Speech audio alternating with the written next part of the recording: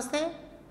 ఆంధ్రప్రదేశ్ ప్రభుత్వం పాఠశాల విద్యాశాఖ రాష్ట్రంలో ఉన్నటువంటి ఉపాధ్యాయులను ఉద్దేశించి నిర్వహిస్తున్నటువంటి స్కూల్ కాంప్లెక్స్కి సంబంధించిన శిక్షణా కార్యక్రమాల్లో మనం ఇవాళ విలువల విద్యకు సంబంధించినటువంటి విశేషాన్ని తెలుసుకునే ప్రయత్నం చేద్దాం.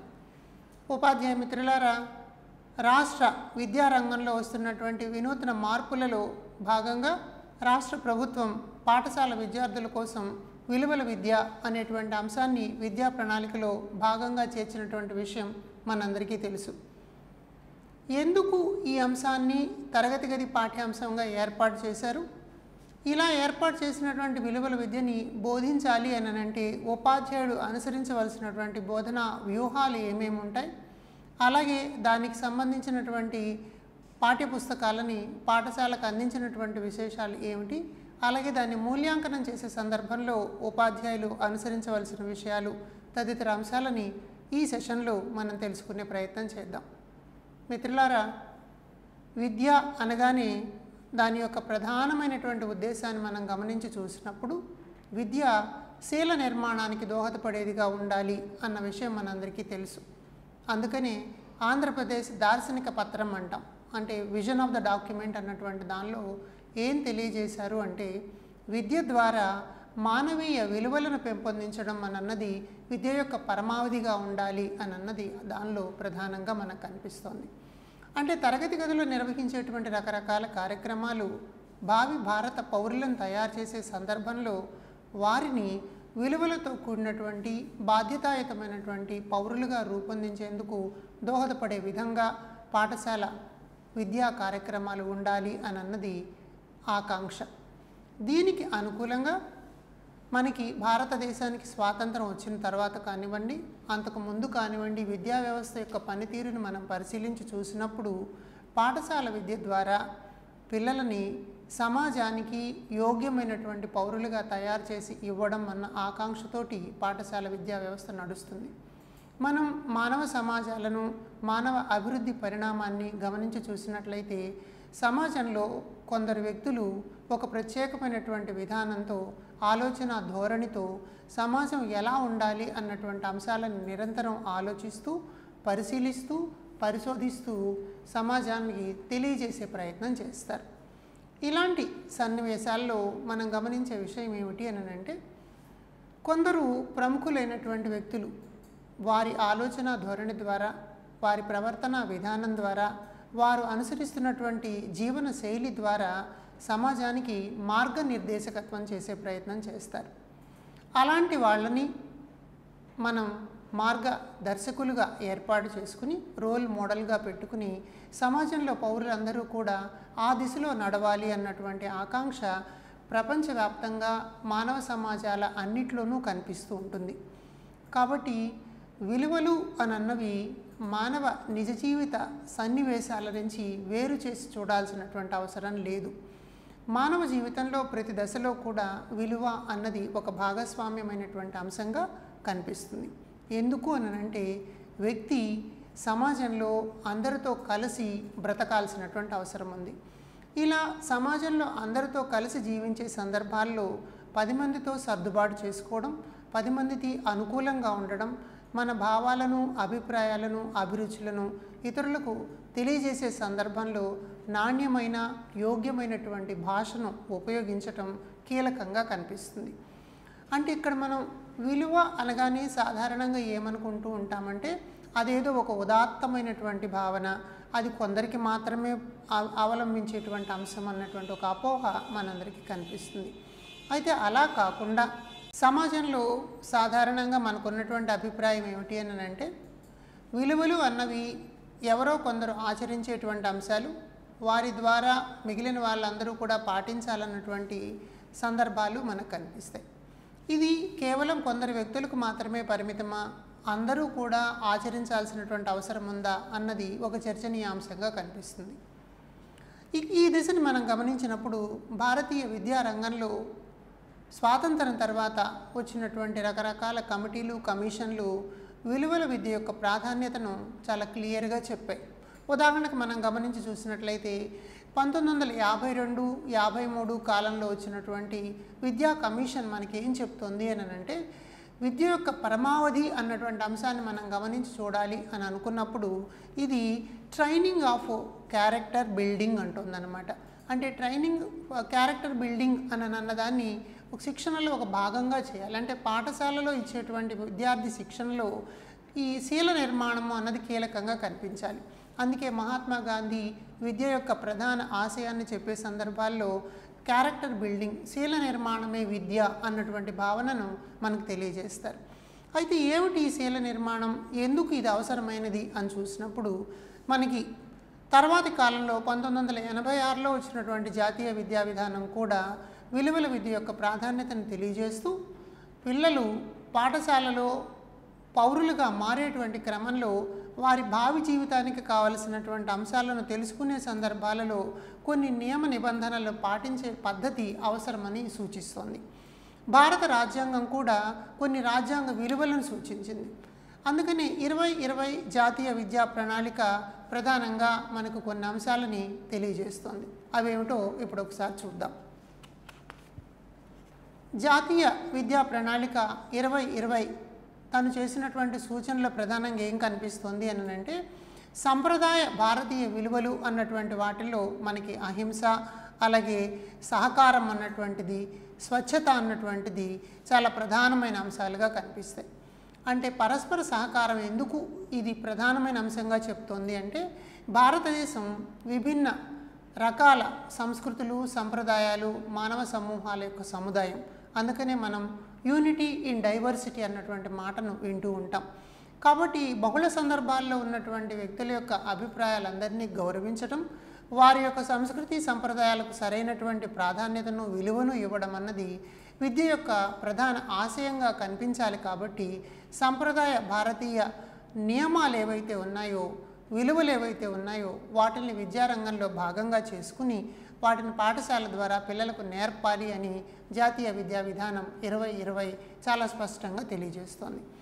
కాబట్టి ట్రెడిషనల్ ఇండియన్ వాల్యూస్ అన్నటువంటి వాటిల్లో మనం ముఖ్యంగా గమనించేది ఏమిటి, అహింస అన్నటువంటి దాన్ని ప్రధానంగా గమనిస్తాం.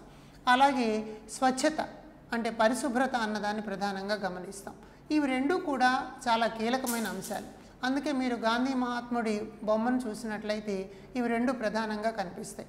ఒకటేమో అహింస అయితే రెండవది పరిశుభ్రత లేదా స్వచ్ఛత అన్నటువంటిది.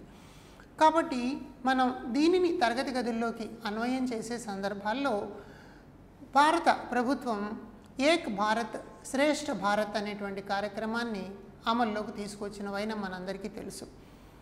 సర్దార్ వల్లభాయ్ పటేల్ జయంతి సందర్భంగా అమల్లోకి వచ్చినటువంటి ఈ ఏక్ భారత్ శ్రేష్ఠ భారత్ అన్నటువంటి కార్యక్రమం ప్రధానమైన ఉద్దేశం ఏమిటి అంటే, భారతదేశం విభిన్న సమాజాలు, సముదాయాల సమూహం కాబట్టి ఒక్కొక్క సమాజానికి తనదైనటువంటి భాష, తనదైన సంస్కృతి, తనదైన సంప్రదాయాలు, ఆచార వ్యవహారాలు, కట్టుబాట్లు ఇలాంటివన్నీ ఉంటాయి.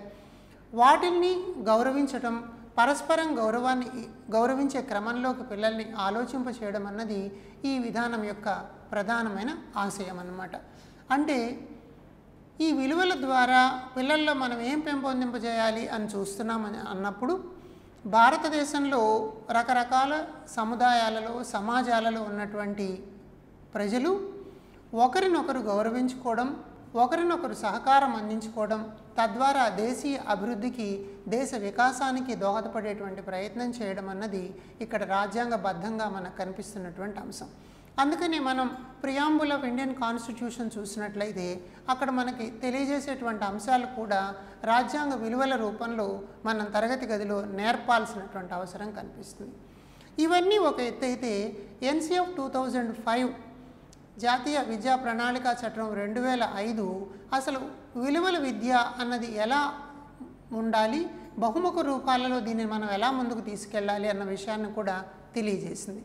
వాళ్ళు ఏమంటున్నారు అని అంటే, కొన్ని నియమాల ఆధారంగా ఈ విలువల విద్య నడవాలన్నారు. వాటిల్లో ప్రధానమైనటువంటిది హ్యుమానిటీ ప్రిన్సిపుల్ అన్నారు, అంటే మానవీయత అన్నది. ఇవాళ రేపు మనం సమాజాన్ని గమనించి చూసినట్లయితే ఒక అన్రెస్ట్ అన్నది సమాజంలో అన్ని వర్గాలలో కనిపిస్తోంది. అది పిల్లల్లో ఒక అశాంతి ఉంది, యువతలో ఒక అశాంతి ఉంది, వయోజనులలో ఒక అశాంతి ఉంది, అలాగే కుటుంబ బాధ్యతలు నిర్వర్తిస్తున్నటువంటి వాళ్ళలో కూడా కొన్ని రకాల అశాంతులను మనం చూస్తున్నాం. ఈ total unrest of the society అని అన్నదానికి ప్రధానమైన కారణం ఏమిటి అని మనం చూసినప్పుడు, ఎందుకు ఈ అసంతృప్తి కనిపిస్తోంది అని చూసినప్పుడు అక్కడ మనకు కనిపించేది మానవీయ విలువలు లోపించడం అని అన్నది.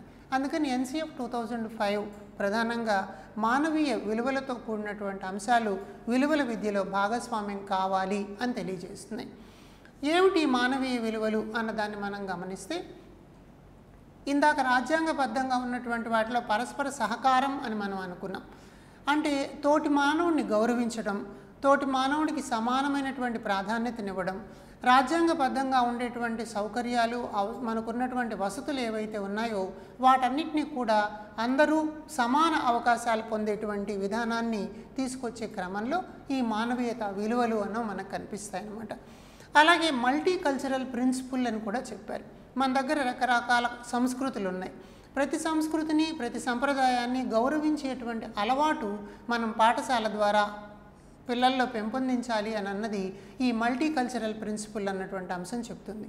అంటే మనం పాఠశాలలో రకరకాల మతాలకు సంబంధించినవి, రకరకాల సంస్కృతులకు సంబంధించినటువంటి కార్యక్రమాలను నిర్వహించడం ద్వారా ఆయా సంస్కృతుల పట్ల, వారి ఆచార వ్యవహారాల పట్ల పిల్లలకి ఒక సద్భావన కలిగి వాటిని గౌరవించేటువంటి ప్రవర్తనలోకి మారతారు అని అన్నది దీని యొక్క ఉద్దేశం. అలాగే మరొక దాన్ని ఏమన్నారు అంటే సోషల్ థెరపీ ప్రిన్సిపుల్ అన్నారు. అంటే సమాజంలో రకరకాల సామాజిక వర్గాలు, సామాజిక నేపథ్యాలు కనిపిస్తాయి. ఫాలో ఫెయిరీ అన్నటువంటి పెద్ద మనిషి, ఒక విద్యావేత్త, పిల్లల గురించి మాట్లాడుతూ ఏమన్నాడంటే, పాఠశాల పిల్లల యొక్క సంస్కృతిని, వాళ్ళ యొక్క యథాతథ స్థితిని ఆమోదించే క్రమంలో ఉండాలి అని పేర్కొన్నాడు. అంటే సమాజంలో ఉన్నటువంటి రకరకాల జీవన నేపథ్యాలు తరగతి గదిలో భాగం కావాలి.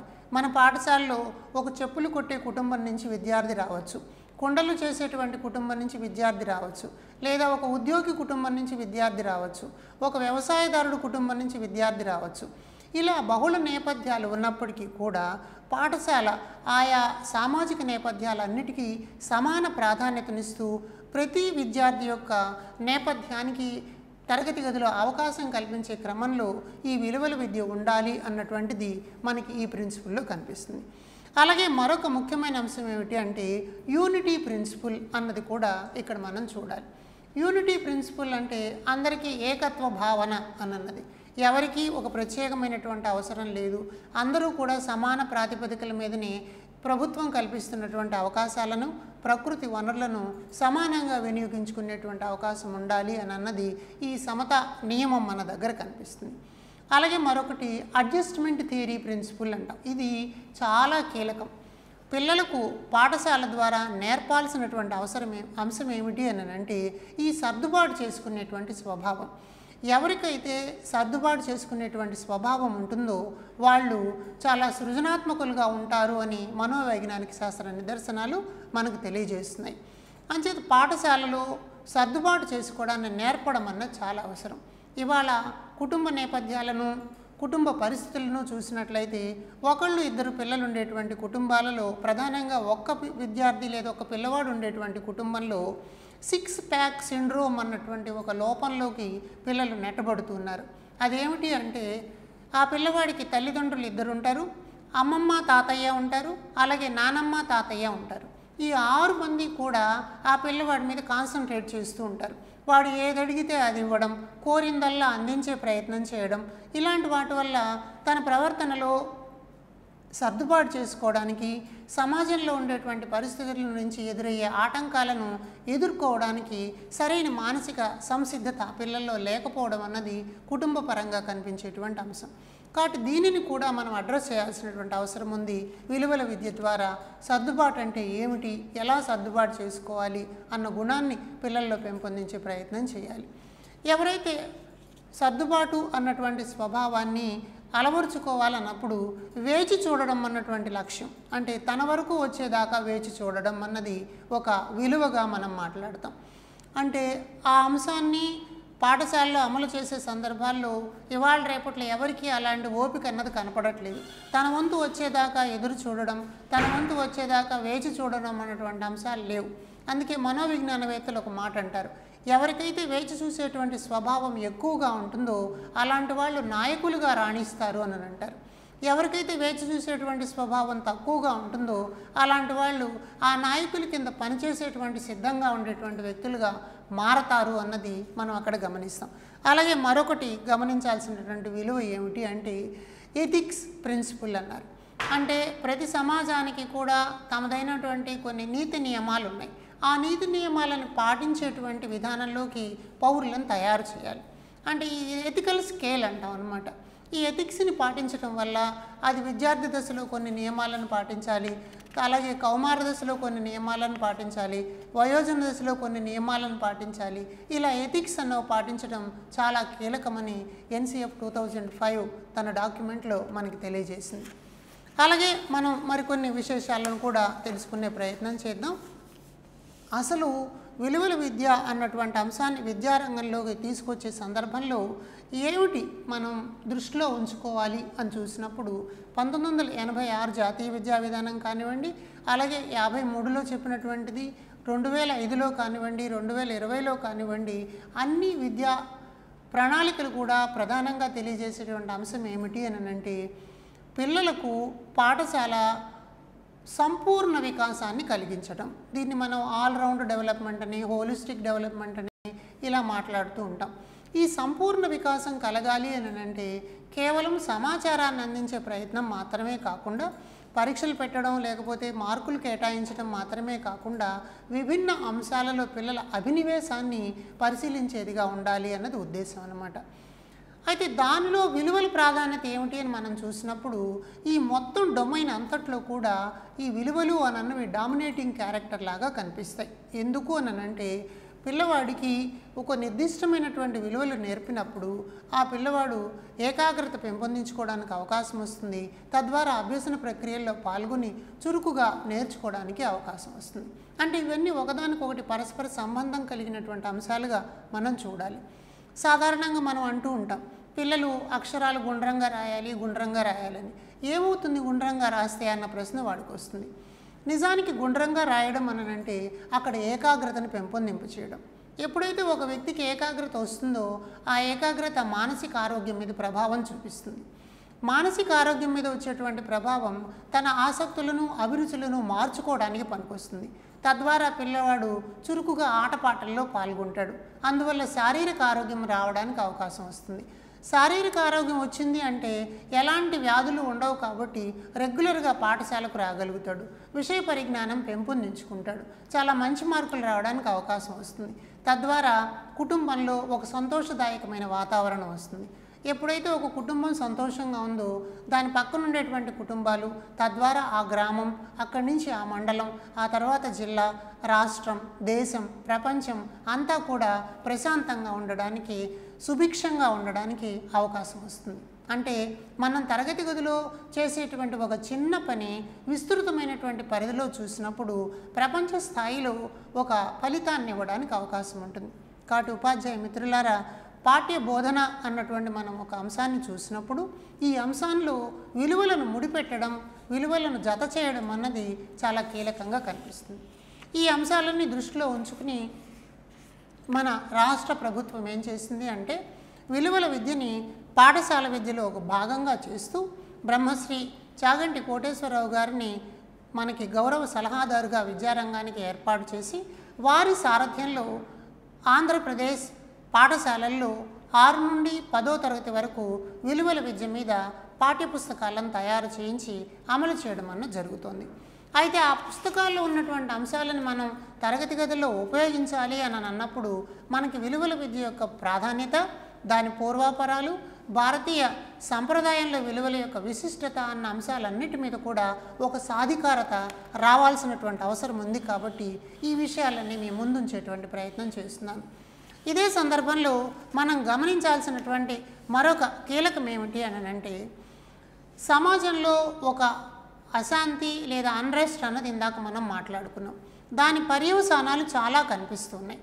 అంటే తద్వారా పిల్లలు నేర్చుకునేటువంటి విధానంలో, ఎదిగేటువంటి విధానంలో, తోటి సభ్యులతో ప్రవర్తించేటువంటి విధానంలో, తల్లిదండ్రులతో మాట్లాడేటువంటి విధానంలో చాలా రకాలైనటువంటి అపసామాన్యతలు ఇవాళ మనకు కనిపిస్తున్నాయి. ఎందుకు ఇలాంటి స్థితికి మనం చేరాము అన్న అంశాన్ని గమనిస్తే దీని వెనుక చాలా రకాల కారణాలు ఉండొచ్చు. అయితే ఈ చాలా రకాల కారణాలన్నీ కూడా ఏంటి, ఆ ఎథికల్ వాల్యూస్ అన్నటువంటి వాటిని ప్రమోట్ చేసే సందర్భాల్లో అటు తల్లిదండ్రులు, ఇటు పాఠశాల, సమాజము తమదైనటువంటి బాధ్యతని నిర్వర్తించడంలో వ్యత్యాసాలు ఉండడం వల్ల పిల్లలు వేరే ధోరణిలోకి మారడం అన్నది మనకు కనిపిస్తుంది. కాబట్టి ఎందుకు ఇవి వచ్చినాయి అన్నటువంటి అంశాన్ని ఉపాధ్యాయులుగా ముందుగా అర్థం చేసుకోవడం చాలా అవసరం. అయితే ఇప్పుడు మనం అనుకోవచ్చు, ఈ విలువలన్నీ కూడా తల్లిదండ్రులే నేర్పాలనా, పాఠశాల నేర్పాలనా అన్నటువంటి ప్రశ్న మన ముందు ఉన్నప్పుడు తల్లిదండ్రులు, కుటుంబము అన్నది చాలా కీలకం. విలువలు ఎక్కడి నుంచి వస్తాయి అని మనం చూసినప్పుడు విలువలు అన్నటువంటివి ఒక విత్తనాలు లాంటివి అని చెప్తారు. ఆ విత్తనాన్ని నాటిన తర్వాత అది ఒక మొక్కగా ఎదిగి మానై పెరిగి తన జీవితంలో ప్రతిఫలిస్తుంది అన్నది మనకి తాత్వికులు చెప్పేటువంటి విశేషం. అయితే ఆ బీజాలు ఎక్కడ ఏర్పడాలి, కుటుంబంలో ఏర్పడాలి అన్నటువంటి భావన పాఠశాలకు ఉంటుంది. కానీ కుటుంబం ఏమనుకుంటోంది, పాఠశాల ద్వారా విలువలను పెంపొందించాలి కదా అని కుటుంబం భావిస్తోంది. కాబట్టి ఈ రెండింటి మధ్య ఒక సమన్వయాన్ని ఏర్పరచుకోవడం ద్వారా పిల్లలలో విలువలు పెంపొందించడానికి అవకాశం వస్తుంది. కాబట్టి మిత్రులారా, ఇద్దరి యొక్క ఉమ్మడి బాధ్యత ఉంది అని మనం గుర్తించాల్సిన అవసరం ఉంది. అయితే చాలా సందర్భాల్లో కుటుంబంలో అక్షరాస్యులైన నిరక్షరాస్యులైన ప్రతి కుటుంబానికి ఒక ప్రత్యేకమైనటువంటి చారిత్రక నేపథ్యం ఉంటుంది. ప్రతి కుటుంబానికి తమదైనటువంటి ఒక సంస్కృతి, సంప్రదాయాలు ఉంటాయి. ఆ కుటుంబంలో పిల్లలకు అలవాటు చేసేటువంటి అంశాలు అతని జీవితం మీద ప్రభావం చూపిస్తాయి. కాబట్టి బాధ్యత ఎక్కువ స్థాయిలో ఎవరికి ఉంటుందని మనం చూసినప్పుడు పాఠశాల యొక్క పాత్ర చాలా కీలకంగా కనిపిస్తుంది. విభిన్న కుటుంబాల నేపథ్యాల నుంచి వచ్చినటువంటి పిల్లలందరూ ఒక దగ్గర చేరిన తర్వాత వారిలో వారికి సర్దుబాటు స్వభావాన్ని అలవాటు చేయడం, ఇతరుల అభిప్రాయాన్ని గౌరవించడం, తమ అభిప్రాయాన్ని చెప్పేటువంటి సందర్భాల్లో ఇతరులకు యోగ్యమైనటువంటి, ఇతరులు అంగీకరించేటువంటి భాషను ఉపయోగించడం అన్నటువంటి విధానం పాఠశాల ద్వారానే నేర్పాల్సి వస్తుంది. ఇవాళ మనం 21వ శతాబ్ద నైపుణ్యాలు అని అంటున్నాం. అందులో ప్రధానంగా కమ్యూనికేషన్ స్కిల్స్ అంటున్నాం.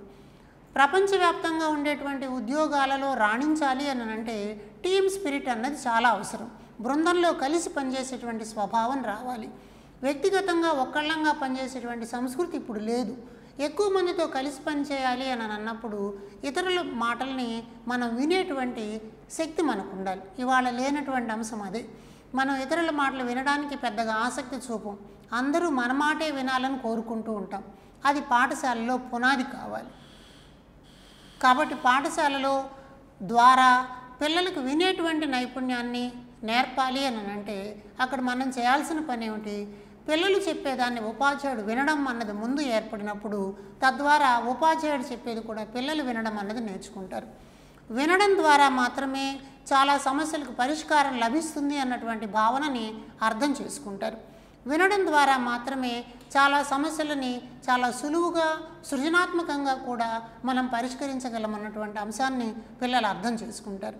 కాబట్టి వినడం అన్నది చాలా కీలకమైనటువంటి అంశంగా తరగతి గది బోధనలో, శిక్షణలో ఉండాలి.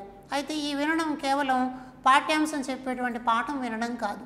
ఇది తన జ్ఞానేంద్రియాలను లగ్నం చేసి మనసుతో వినేటువంటి ప్రయత్నం. అంటే ఎదుటివారు చెప్పేటువంటి మాటల్ని మనం వింటున్నాము అని అన్నప్పుడు అతని మొహంలోకి, కళ్ళలోకి తదేకంగా చూస్తూ వినగలిగినటువంటి అంశం.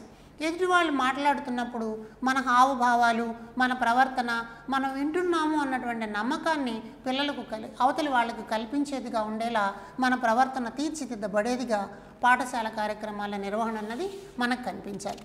అదే సందర్భంలో ఇంకొక ప్రధానమైనటువంటి అంశాన్ని మీ ముందు ఉంచుతాను. అయితే ఇలాంటి విలువల్ని క్లాస్ రూమ్లో పెంపొందించాలి అని అంటే మనందరికీ ఒక మాట తెలుసు, విలువలు అన్నటువంటివి ఆచరణ ద్వారా మాత్రమే వస్తాయి తప్పక ఇవి నేర్పితేనో లేకపోతే పాఠం చెప్తేనో వచ్చేవి కాదు అన్న విషయం మనందరికీ తెలుసు. మరైతే అలాంటి విలువను నేర్పాలి అంటే పాఠశాలలో ఉపాధ్యాయులుగా మనం ఏం చేయాలి అన్న ప్రశ్న మన ముందు వస్తుంది. అందుకని ఈ విలువలు ఎలా సాధ్యమవుతాయన్న దాన్ని మనం చూసినప్పుడు దానికోసం స్ట్రాటజీస్ కొన్ని మీ ముందు ఉంచే ప్రయత్నం చేస్తాను. వాటిలో ఒకటి అబ్జర్వేషన్, పరిశీలన అన్న చాలా కీలకం. పరిశీలించడం ద్వారా వ్యక్తి తనను తాను సర్దుబాటు చేసుకోవడానికి, తనను తాను సవరించుకోవడానికి అవకాశం వస్తుంది. అందుకని ఉపాధ్యాయుడు బోధనలో ఒక మాదిరి అంటే మోడల్ ఏదైతే ఉంటుందో, రోల్ మోడల్ ఏదైతే ఉంటుందో దానిని పిల్లలు పరిశీలించడానికి యోగ్యంగా పెట్టాలి. అంటే ఒక మంచి ప్రవర్తన కలిగినటువంటి వ్యక్తిని, మంచి జీవన సరళి కలిగినటువంటి జీవన విధానాలను ఆ వీడియోల రూపంలో కానీ ప్రత్యక్ష సన్నివేశాల ద్వారా కానీ పిల్లలకు అందుబాటులో ఉంచినప్పుడు వాళ్ళు వాటిని పరిశీలించే ప్రయత్నం చేస్తారు. అంతెందుకు, నిజానికి పిల్లలు నిశితమైన పరిశీలకులు. ఉపాధ్యాయుల్ని చాలా నిశితంగా పరిశీలిస్తారు, తల్లిదండ్రుల్ని చాలా నిశితంగా పరిశీలిస్తారు, తమ చుట్టుపక్కల ఉండేటువంటి రకరకాల సందర్భాలను కూడా పరిశీలిస్తారు. తద్వారా వాళ్ళు కొన్ని అభిప్రాయాలను ఏర్పరచుకుంటారు. కాబట్టి ఈ పరిశీలించే సామర్థ్యాన్ని, పరిశీలించేటువంటి శక్తిని పాజిటివ్ యాంగిల్లోకి తీసుకువెళ్ళడం అన్నది చాలా అవసరం. ఆ మధ్యన ఒక ఇన్ఫ్లుయెన్స్ ఒక మాట చెప్పాడనమాట. ఒక పిల్లవాడికి ఒక కుక్క కరిచింది. కుక్క కరిస్తే దానికి 14 ఇంజెక్షన్లు వేయాలన్నమాట. డాక్టర్ దగ్గరికి తీసుకెళ్లారు. డాక్టర్ దగ్గరికి తీసుకెళ్ళగానే ఆ డాక్టరు 1వ ఇంజెక్షన్ చేశాడు. ఇంజెక్షన్ చేశాక పిల్లాడు హాయిగా నవ్వాడనమాట. డాక్టర్ ఆశ్చర్యపోయాడు, ఏంటి ఇంజెక్షన్ చేస్తే నవ్వుతున్నావు, ఏడవాలి కదా అని అంటే అప్పుడు ఆ పిల్లాడు చెప్పాడు, ఏం లేదు డాక్టర్ గారు, 14 ఇంజెక్షన్లు చేయించుకోవాలన్నారు కదా, ఆల్రెడీ ఒకటి అయిపోయింది, ఇంక 13 కదా అన్నది సంతోషంగా ఉంది అని అన్నాడు. That is called positive thinking. ఇలాంటి పాజిటివ్ థింకింగ్ని పిల్లల్లో పెంపొందింప చేయాలి అని అంటే తప్పనిసరిగా మనం పరిశీలన నైపుణ్యాన్ని పిల్లల్లో వికసింపజేసే ప్రయత్నం చేయాలి. అలాగే పార్టిసిపేషన్, భాగస్వామ్యము అన్నటువంటి చాలా కీలకం. విలువలు అని అన్నవి పార్టిసిపేషన్ ద్వారా మాత్రమే వస్తాయి. మనం రకరకాల కార్యక్రమాలను పాఠశాలలో నిర్వహించినప్పుడు ఒక వర్గానికి చెందినటువంటి పిల్లలు కొందరికి మాత్రమే భాగస్వామ్యం రావడం అన్నది కనిపిస్తుంది. అలా కాకుండా పాఠశాలలో రకరకాల అవెన్యూస్లో పిల్లలందరూ కూడా భాగస్వామ్యం కావడానికి, ఒకవేళ మనం గ్రామ పారిశుభ్రత కార్యక్రమం అన్నది చేపట్టాం అనుకోండి, పిల్లలందరూ కూడా దాంట్లో భాగస్వాములు కావడం వల్ల కొన్ని విషయాలను నేర్చుకుంటారు. పరిశుభ్రత అంటే ఏమిటి, దాని ఆవశ్యకత ఏమిటి, పిల్లలు దానికోసం మనం ఏం చేయాలి, మన తల్లిదండ్రుల్ని ఎలా మోటివేట్ చేయాలి, ఇలాంటి విషయాలన్నీ కూడా వాళ్ళు పార్టిసిపేషన్ ద్వారా నేర్చుకుంటారు. కాబట్టి పాఠశాల బోధనా విధానాలలో భాగస్వామ్యము అన్నటువంటి ఒక విధానాన్ని మనం అనుసరించాలి. అలాగే మరొకటి డిస్కషన్, చర్చ అన్నది చాలా కీలకం. ఉదాహరణకి మనం సాంఘిక శాస్త్ర పాఠ్యపుస్తకాన్ని పరిశీలించి చూసినట్లయితే అందులో ఒక విద్యా ప్రమాణం కనిపిస్తుంది. అది డిస్కషన్ ఆన్ కాంటెంపరీ ఇష్యూస్. అంటే ప్రస్తుతం ఉన్నటువంటి అంశాల మీద పిల్లలతో చర్చింపజేయడం ద్వారా వారు తమ అభిప్రాయాలని తెలియజేసే ప్రయత్నం చేస్తారు. తద్వారా ఒక అభిప్రాయాన్ని ఏర్పరచుకోవడం, అలాగే ఏర్పడి ఉన్నటువంటి అభిప్రాయాన్ని పోగొట్టుకుని దాని స్థానంలో కొత్త అభిప్రాయాన్ని ఏర్పాటు చేసుకోవడానికి కూడా అవకాశం వస్తుంది. అందుకని ఉపాధ్యాయులుగా మనం విలువల విద్య బోధన అనే సందర్భంలో తప్పనిసరిగా ఇలాంటి చర్చలకు అవకాశం ఇచ్చే ప్రయత్నం చేయాలి. అయితే ఇది ఎలా ఉండాలి అని మనం చూసినప్పుడు కొంచెం పిల్లలకి అది ఇన్స్పిరేషన్ కలిగించేటువంటి అంశంగా ఉండాలి. అంటే తద్వారా వాళ్ళు ఒక స్ఫూర్తిని పొందేటువంటి విధానంలోకి ఉండాలి. మనం ఒక ఉదాహరణను చెప్పినా లేకపోతే ఒక సూక్తిని చెప్పినా దాని నుంచి వాళ్ళు ఒక స్ఫూర్తి పొందడానికి అనుకూలమైనటువంటి క్రమంలో అది కనిపించాలి. మరి స్ఫూర్తి ఎలా సాధ్యమవుతుంది అన్నప్పుడు రకరకాల మేధావులు, గొప్పవాళ్ళు వారి వారి జీవిత చరిత్రల్లో ఎన్నో అద్భుతమైనటువంటి సంఘటనలు, సన్నివేశాలు మనకు తెలుసు. మీరందరూ కూడా ఇవాళ యూట్యూబ్ చూసినట్లయితే ఎన్నో రకాలైనటువంటి అలాంటి ఉదాహరణలు మనకి కోకొల్లలుగా కనిపిస్తాయి. వాటిని మనం తీసుకుని ఆ స్ఫూర్తిదాయకమైనటువంటి సందర్భాలను, సూక్తులను పిల్లల ముందుంచే ప్రయత్నం చేయాలి. ఒకసారి అబ్దుల్ కలాం ఒక మాట చెప్తారు. ఎండ్ అనే దాని గురించి మాట్లాడుతూ, ఎండ్ అనేది చివరికి పూర్తి కావటం మాత్రమే కాదు, ఇది మళ్ళా చేయడానికి ఉపయోగపడేటువంటి నెవర్ డిఫైన్డ్ వన్ అని చెప్తాడనమాట. అలాగే నువ్వు సూర్యుడిలాగా వెలగాలి అని అనుకుంటే ముందు సూర్యుడిలాగా మండడాన్ని అలవాటు చేసుకో అని అంటాడు. ఇలా రకరకాలైనటువంటి సూక్తులు, స్ఫూర్తిదాయకమైనటువంటి అంశాలు ఎన్నో మన ముందుకు వస్తున్నాయి. వీటిని మనం తరగతి గదిలో సమర్థవంతంగా వినియోగించుకోవడం అన్నది ఒక ముఖ్యమైన అంశం. అయితే ఇందులో మరొక ప్రధానమైనది ఏమిటంటే రిట్రిబ్యూషన్ అంటారు. రిట్రిబ్యూషన్ అంటే పశ్చాత్తాపపడడం. అంటే కొన్ని సందర్భాలలో ఒక పని చేసినప్పుడు ఆ పని చేయడం ద్వారా తప్పు కలిగింది అని పశ్చాత్తాపపడేటువంటి సందర్భాలు వచ్చినా కూడా పిల్లలలో విలువలు పెంపొందించుకోవడానికి అవకాశం వస్తుంది. తప్పు చేయడం అనేది సహజమే, కానీ ఆ తప్పుని అంగీకరించడానికి, ఆ తప్పు ద్వారా పశ్చాత్తాపం చెందడానికి, పశ్చాత్తాపం చెంది మళ్ళా నేను అలాంటి తప్పు చేయను అన్నటువంటి ఒక స్వీయ నిర్ణయానికి రావడానికి అవకాశం కలిగే క్రమంలో తరగతి గది బోధన ఉండాలి. కాబట్టి రిట్రిబ్యూషన్ ఇన్ ఎడ్యుకేషన్ అన్నది మోస్ట్ ఇంపార్టెంట్ ఫ్యాక్టర్గా మనం మాట్లాడుకుంటాం. అదేవిధంగా మరొక ముఖ్యమైన అంశం ఏమిటి అంటే ఫియర్ ఆఫ్ పనిష్మెంట్. ఇది చాలా అవసరం. అయితే ఈ పనిష్మెంట్ ఎలా ఉండాలి? కార్పొరల్ పనిష్మెంట్ నియమాలకు లోబడినదిగా ఉండాలి. పిల్లల యొక్క ఆత్మాభిమానాన్ని దెబ్బతీసేదిగా ఉండకూడదు అన్నది మనం గమనించుకోవాలి. అయితే మొత్తంగా పిల్లలకి ఏం అర్థం అవ్వాలి? తప్పు చేయడం ద్వారా పనిష్మెంట్ ఉంటుంది అన్నటువంటి ఒక భయం అన్నది ఉండాలి. ఒక పని చేయడం వల్ల లేదా ఒక మాట మాట్లాడడం వల్ల వచ్చేటువంటి పర్యవసానాలు ఎలా ఉంటాయి, వాటిని నేను ఎలా ఎదుర్కోవాలి అన్నటువంటి ఒక భయం అన్నది పిల్లలకు ఉండాలి అన్నది విలువల విద్యలో ఒక బోధనా వ్యూహంగా మన వాళ్ళు తెలియజేస్తున్నారు. అలాగే మనం క్లాస్ రూమ్ బోధనలోకి వచ్చేటప్పటికి జాన్ డ్యూయీ చెప్పినటువంటి ఒక విశేషాన్ని ఇక్కడ మనం గుర్తుపెట్టుకోవాల్సిన అవసరం ఉందన్నమాట. ఇక్కడ ఇందాక మొదట్లో మనం ఒక మాట అనుకున్నాం, what is the main objective of value education అంటే ఇది క్యారెక్టర్ బిల్డింగ్కి సహాయపడేటువంటి అంశం. జాన్ డ్యూయీ ఏమంటాడు అంటే పిల్లలలో విలువల నిర్మాణము అన్నది ఒక ఇటుక మీద మరొక ఇటుక పేరుస్తూ ఒక ఇల్లు కట్టడం ఎలాంటిదో విలువలు పెంపొందించడం కూడా అలాంటిదే అన్నటువంటి ఉద్దేశం జాన్ డ్యూయీ తెలియజేశాడు.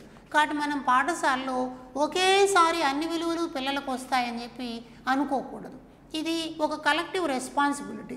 కాబట్టి ఒక పాఠం ద్వారా ఒక సంవత్సరంలో మరొక పాఠ్యాంశం ద్వారా మరొక సంవత్సరంలో కొన్ని రకాల భావజాలాలు పిల్లల్లో పెంపొందించి చేయడం ద్వారా ఆ విలువలకి పిల్లలు చేరుకునేటువంటి అవకాశం ఉంటుంది. కాబట్టి స్కూల్స్ ఏం చేయాలి అన్నటువంటి విషయం మీద ఉపాధ్యాయులకు ఒక స్పష్టత అన్నది చాలా అవసరంగా మనకు కనిపిస్తుంది అన్నమాట.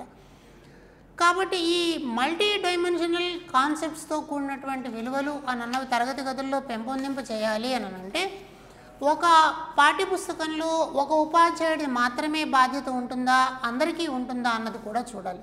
అందుకనే పర్స్పెక్టివ్స్ ఆఫ్ ద లెసన్ అని చెప్పి అంటాం. అంటే ఒక్కొక్క లెసన్కి ఒక్కొక్క దృక్పథం ఉంటుంది, ఒక పర్స్పెక్టివ్ ఉంటుంది. ఉపాధ్యాయుడు గణిత బోధన చేస్తున్నప్పుడు ఏం చేయాలి, లేదా సాంఘిక శాస్త్ర ఉపాధ్యాయుడు ఎలాంటి విలువలను బోధించాలి, భాష ఉపాధ్యాయుడు ఎలాంటి విలువలను బోధించాలి, సైన్స్ ఉపాధ్యాయుడు ఎలాంటి విలువలను బోధించాలి అన్న దాని మీద ఒక పర్స్పెక్టివ్ ఆఫ్ ద లెసన్ అన్నది మనకు కనిపిస్తుంది. అంటే ఉపాధ్యాయుడు ఆ పాఠం యొక్క తాత్వికతను అర్థం చేసుకుంటే, ఆ పాఠం యొక్క మౌలికమైనటువంటి స్వభావాన్ని అర్థం చేసుకుంటే పాఠం చెప్పేటువంటి విధానంలో తేడా వస్తుంది. ఆయన ఉపయోగించేటువంటి ఉపమానాలు, ఉదాహరణలు, లేకపోతే రోల్ మోడల్స్గా తీసుకునేటువంటి సందర్భాలు, సన్నివేశాలన్నీ కూడా పిల్లల్లో ధనాత్మక నైపుణ్యాలను అంటే పాజిటివ్ యాటిట్యూడ్ని పెంపొందించడానికి సహకరించేవిగా ఉంటాయన్నమాట. కాబట్టి ఈ పర్స్పెక్టివ్ అన్నది చాలా కీలకం. సాంఘిక శాస్త్రం యొక్క పర్స్పెక్టివ్లో సమాజానికి సంబంధించినటువంటి స్థితిగతులు, ఆర్థిక పరిస్థితులు, కుటుంబ నేపథ్యాలు, తద్వారా వ్యక్తి యొక్క వికాసం, అవసరాలను అందిపుచ్చుకోవడం అన్నటువంటి విశేషాల్లో సమర్థత, ఇవన్నీ అక్కడ కనిపిస్తాయి. అలాగే భాషలకు సంబంధించినటువంటి వాళ్ళు కొన్ని నియమాలను, సూక్తులను తెలియజేయాల్సినటువంటి అవసరం ఉంటుంది. కాబట్టి ఈ పర్స్పెక్టివ్ని మనం దృష్టిలో ఉంచుకుని చూసినప్పుడు మనకి 6 నుంచి 10 తరగతుల వరకు ఏర్పడినటువంటి విధానాన్ని ఒకసారి చూద్దాం. దీంట్లో 6వ తరగతి నుంచి 10వ తరగతి వరకు ఉన్నటువంటి పాఠ్యపుస్తకాలు ఏమేమి విలువల విద్య అంశాలను ఇచ్చినాయి అన్న దానిలో మనం బ్రహ్మశ్రీ చాగంటి కోటేశ్వరరావు గారి సారథ్యంలో ఈ పాఠ్యపుస్తకాలని తయారు చేసాం. ఇందులో మనం ఒక్కొక్క తరగతికి ఒక 6 పద్యాలను తీసుకున్నాం అన్నమాట. అంటే ఒక విద్యా సంవత్సరం మొత్తం మీద ఈ 6 పద్యాలు నేర్పితే చాలు. ఈ 6 పద్యాలకి సంబంధించి అనుబంధంగా కొన్ని కథలు, సందర్భాలను కూడా ఆ పాఠ్యపుస్తకంలో ఉంచాం. కాబట్టి ఉపాధ్యాయుడు విలువల విద్యను బోధించే సందర్భంలో ఆ పద్యాన్ని ఒక మాసం అంతా రావచ్చు. కాబట్టి దాదాపు ఆ నెలంతా కూడా ప్రతిరోజు ప్రార్థనా సమావేశంలో ఆ పద్యాన్ని సోమవారం నాడు 6వ తరగతిలో పద్యం, మంగళవారం నాడు 7వ తరగతిలో పద్యం, బుధవారం నాడు 8వ తరగతిలో పద్యం, ఇలా ప్రతి అసెంబ్లీలో మనం ఈ వాల్యూ ఎడ్యుకేషన్లు ఇచ్చినటువంటి పద్యాన్ని పిల్లలతో పలికించడం అన్నది చేయడంతో పాటు ఉపాధ్యాయుడు ఆ పద్యం యొక్క అర్థాన్ని, దానికి సంబంధించినటువంటి అనుబంధ కథని విద్యార్థులతో ఇందాక మనం అనుకున్న బోధనా వ్యూహాలను అనుసరిస్తూ చర్చించే ప్రయత్నం చేసినట్లయితే దాని మీద ఒక సాధికారత వస్తుంది. చాగంటి కోటేశ్వరరావు గారు ఒక మాట చెప్పారు. వారు ఏమన్నారు అని అంటే, మరి విలువలు అన్నది ప్రత్యేకంగా చెప్పాల్సినటువంటి అవసరం ఉందా అన్న ప్రశ్న అందరి మనసులోనూ ఉదయిస్తుంది. కాకపోతే ఈ పద్యాల ద్వారా దీనిని ఉపాధ్యాయుడు ఏ ఏ సందర్భాల్లో ఎక్కడెక్కడ అన్వయం చేసుకోగలడో అక్కడ మళ్ళా తిరిగి అన్వయం చేసుకునేటువంటి ప్రయత్నం చేయాలి అని వారు సూచించారు. అంటే ఉదాహరణకు 6వ తరగతిలో సాయం చేద్దాం అన్నటువంటిది ఉపకారికి ఉపకారం అనేటువంటి పద్యం ఉంది. ఈ పద్యాన్ని కేవలం అక్కడొక్క చోటే కాకుండా అది సాంఘిక శాస్త్రంలో చెప్పేటప్పుడు, గణితం చెప్పేటప్పుడు, లేకపోతే మరొక సబ్జెక్టు చెప్పేటప్పుడు ఎక్కడైనా అన్వయం చేయడానికి అవకాశం ఉంటే అక్కడ దాన్ని మరోసారి చెప్పడం ద్వారా ఆ భావన బలోపేతం కావడానికి అవకాశం వస్తుంది. కాబట్టి ఉపాధ్యాయ మిత్రులారా, ఇక్కడ కేవలం 6 పద్యాలు మాత్రమే ఇచ్చారు కాబట్టి ఈ 6 పద్యాలని క్షుణ్ణంగా పిల్లలతో పాడించేటువంటి ప్రయత్నం చేసి దానిని ధారణలోకి తీసుకొచ్చేటువంటి ప్రయత్నం చేసి అలాగే అక్కడ ఇచ్చినటువంటి కథను చదివి ఆ కథ మీద పిల్లల అభిప్రాయాలని నిర్మోహమాటంగా చర్చించేటువంటి ప్రయత్నం చేసినప్పుడు తద్వారా పిల్లల్లో విలువలు పెంపొందించడానికి అవకాశం వస్తుంది. పెద్దవాళ్ళు ఒక మాట చెప్తారు, ఉపాధ్యాయుడు అన్నటువంటి వాడు 2 రెక్కలు కలిగినటువంటి పక్షి అని. ఎందుకు? ఒక రెక్కేమో జ్ఞానాన్ని సేకరించుకునేటువంటి ప్రయత్నం చేస్తాం. రెండవ రెక్క ఆచరణ. కాబట్టి జ్ఞానము ఆచరణ 2 సమపాళ్లలో ఉన్నప్పుడు మాత్రమే ఆ పక్షి పైకి ఎగరడానికి అవకాశం వస్తుంది.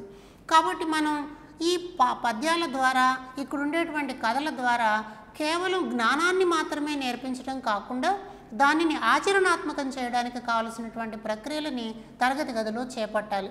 అంటే అవి ఆటపాటల సందర్భాల్లో ఉండొచ్చు, అలాగే ఇంటి దగ్గర చేసేటువంటి కార్యక్రమాల్లాగా ఉండొచ్చు, పాఠశాలలో నిర్వహించేటువంటి సహపాఠ్య కార్యక్రమాల రూపంలో ఉండొచ్చు, లేదా సమాజ సేవా కార్యక్రమాల రూపంలో ఉండొచ్చు. ఎక్కడ వీలైతే అక్కడ వాటిని అన్వయం చేసేటువంటి ప్రయత్నం అన్నది చాలా అవసరం. అందుకనే ఐన్స్టీన్ ఒక మాట అంటాడు, సముద్రం అంత పెద్ద జ్ఞానం కన్నా ఒక చెంచాడు ఆచరణ మిన్నా అంటాడు. అంటే ఎంత పెద్ద నాలెడ్జ్ మనకు వచ్చింది అన్నది కాదు, దానిని ఆచరణాత్మకం చేసుకునేటువంటి ప్రయత్నం చాలా అవసరం. ఒకసారి 2 వ్యక్తుల మధ్య ఒక సంభాషణ జరుగుతుంది. వాళ్ళిద్దరూ మేధావులు. ఆయన చెప్పాడు, నేను రామాయణాన్ని మొత్తాన్ని క్షుణ్ణంగా చదివాను అని చెప్పాను.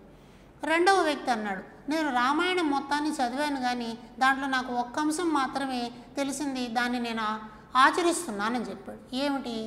దాంట్లో ఒక మాట కనిపిస్తుంది, రామో విగ్రహవాన్ ధర్మ సాధు సత్య పరాయణ అన్నటువంటి వాక్యం. అక్కడ రాముడు పూర్వభాషి రాఘవ అంటారు. నాకు ఆ ఒక్క వాక్యమే రామాయణంలో అర్థమైందండి. రాముడు ఎవరైనా కనిపించిన వెంటనే వాళ్ళని ఆయనే ముందు పలకరిస్తాడట. ఆయన ఒక పెద్ద రాజు, గొప్పవాడు, దైవాంశ సంభూతుడు. అయినా కూడా ఎదురుగుండా ఎవరైనా మనిషి కనిపిస్తే రాముడే ముందుగా ఆయన్ని పలకరిస్తాడట. కాబట్టి రామాయణం మొత్తంలోంచి నేను ఆ విషయాన్ని నేర్చుకుని నా జీవితంలో ఆచరణలోకి పెట్టుకున్నాను అని చెప్పి చెప్తాడు ఆయన. అంటే గ్రంథాలను చదవడం కాదు, విషయాలను తెలుసుకోవడం మాత్రమే కాదు, వాటిని ఆచరణాత్మకం చేసుకోవడం కీలకం అన్నటువంటి అంశం విలువల విద్యలో చాలా ప్రధానంగా కనిపిస్తుంది. ఎందుకు ఈ మాట పదే పదే మనం చెప్పుకోవాల్సి వస్తుంది అని అంటే, విలువలు అని అన్నవి కేవలం వినడం ద్వారా, పాఠం చెప్పడం ద్వారా, వాటి మీద పరీక్షలు పెట్టడం ద్వారా వచ్చేటువంటి అంశాలు కాదు. ఇవి ఆచరణలోకి తీసుకొచ్చినప్పుడు మాత్రమే ఆచరణ సాధ్యమవుతాయి. కాబట్టి వాటిని ఆచరణాత్మకం చేసే దిశగా పాఠశాల అభ్యసన కృత్యాలు ఉండాలి అని మనం ఈ పాఠ్యపుస్తకాలను తీసుకొచ్చాం. 6వ తరగతిలో విలువల విద్య పుస్తకం పేరు తోరణాలు. అలాగే 7వ తరగతిలో మనోవికాసం అన్న పేరుతోటి మనం ఆ పాఠ్యపుస్తకాన్ని తీసుకొచ్చాం. అందులో కూడా మనకి ఒక 6 పద్యాలు కనిపిస్తాయి. అలాగే 8వ తరగతికి సూక్తి సుధ అన్నటువంటి పేరుతోటి విలువల విద్య పుస్తకాన్ని తీసుకొచ్చాం. అందులో ఓర్పుతో విజయము, అందమైన అలవాటు, సాయానికి సిద్ధం, శిక్షణ, దుర్గుణాలు, గౌరవం అనేటువంటి 6 పాఠాలు మనకు కనిపిస్తాయి. ఈ 6 పాఠాలలో నుంచి కూడా కొన్ని ప్రత్యేకమైన విలువలు నేర్పడానికి అవకాశం వస్తుంది. అలాగే 9వ తరగతి విలువల విద్య పుస్తకం పేరు సద్గుణ సారం. 10వ తరగతి విలువల విద్య పేరు అమృతధార. ఈ పేర్లు కూడా ఎంత అందంగా ఉన్నాయో చూడండి, గొప్ప స్ఫూర్తిదాయకమైనటువంటివి. సద్గుణ సారం, అమృతధార, సూక్తి సుధ ఇలాంటి మంచి పేర్లని ఆ పుస్తకాలకి కేటాయించడం అన్నది జరిగింది. మిత్రులారా, విలువల విద్య అన్నది వేరే సపరేట్ పుస్తకం అని ఉన్నప్పటికీ కూడా మనం దాన్ని పాఠశాల విద్యలో భాగస్వామ్యం చేసుకుని మన తరగతి గది బోధనలో దాన్ని అమలు చేసేటువంటి ప్రయత్నం చేయాలి. కాబట్టి ఈ బాధ్యత అంతా ఎవరిది అంటే సాధారణంగా విలువల విద్య అనగానే తెలుగు ఉపాధ్యాయుడు మాత్రమే కనిపిస్తాడు. తెలుగు ఉపాధ్యాయుడు ఇది నేర్పాలి కాదని మనం అనం. అదే సందర్భంలో మిగిలిన సబ్జెక్టుల ఉపాధ్యాయులు కూడా ఈ ఏ సందర్భాలకు అనుకూలమైనటువంటి అంశాలు ఉన్నాయో వాటిల్ని ఆ సందర్భంలో స్ట్రెంగ్తన్ చేసేదానికి ప్రయత్నం చేస్తే పిల్లలు ఆ విలువలను అందిపుచ్చుకోవడానికి అవకాశం కలుగుతుంది. అలాగే మనం గమనించాల్సినటువంటి మరొక ముఖ్యమైనటువంటి విషయం ఏమిటి అని అంటే పిల్లలు స్వభావ సిద్ధంగా మనకి కనిపించేటువంటి విధానంలో వాళ్ళ స్వీయ సంతృప్తి, వాళ్ళ సెల్ఫ్ అనేటువంటి అంశానికి ఎక్కువ ప్రాధాన్యతనిస్తూ కనిపిస్తారు. అంతిమంగా విలువల విద్య దగ్గర మనకేం రావాలి అని అంటే most selfish 1 letter word in the universe అని ఒక ప్రశ్న ఉంటుంది. మోస్ట్ 1 లెటర్ సెల్ఫిష్ వర్డ్ ఏమిటది? ఐ, నేను అన్నటువంటిది మోస్ట్ సెల్ఫిష్ వర్డ్. అలాగే world most famous 2 letter satisfied word అంటారు. మోస్ట్ సాటిస్ఫైడ్ వర్డ్ అదేమిటి? వి, డబ్ల్యూఈ, వి మనము అన్నటువంటిది. కాబట్టి పిల్లలు నేను అన్నటువంటి ఒక స్వంత భావన నుంచి మనము అన్నటువంటి ఒక సంపూర్ణ భావన దగ్గరకు వచ్చేటువంటి ప్రయత్నం చేస్తే అప్పుడు అది విలువల విద్య సార్థకత పొందినట్టు అవుతుంది. కాబట్టి మిత్రులారా, విలువల విద్యను పాఠశాలలో అమలు చేసేటువంటి సందర్భాల్లో మూల్యాంకనం కూడా చాలా కీలకం. కాబట్టి మూల్యాంకనం మనకి సమ్మేటివ్, ఫార్మేటివ్ 2 రకాల్లో నడుస్తుంది. కాబట్టి ఫార్మేటివ్ మూల్యాంకనంలో ఆ పద్యాన్ని రాయమని చెప్పి అడుగుతారు. సమ్మేటివ్ మూల్యాంకనంలో పద్యంతో పాటు దాని యొక్క అపరిచిత గద్యాన్ని రూపంలో ఆ కథ రూపంలో కూడా ప్రశ్నలు అడుగుతారు. కాబట్టి ఈ అంశాలను దృష్టిలో ఉంచుకుని పాఠశాలలో మనం విలువల విద్య అన్నటువంటి కార్యక్రమాన్ని సమర్థవంతంగా ముందుకు తీసుకెళ్లడం ద్వారా సమాజానికి కావాల్సినటువంటి నాణ్యమైన పౌరులను అందించే అవకాశం ఏర్పడుతుందని, ఈ అవకాశం నాకు ఇచ్చినందుకు ధన్యవాదాలు తెలియజేసుకుంటూ నమస్తే.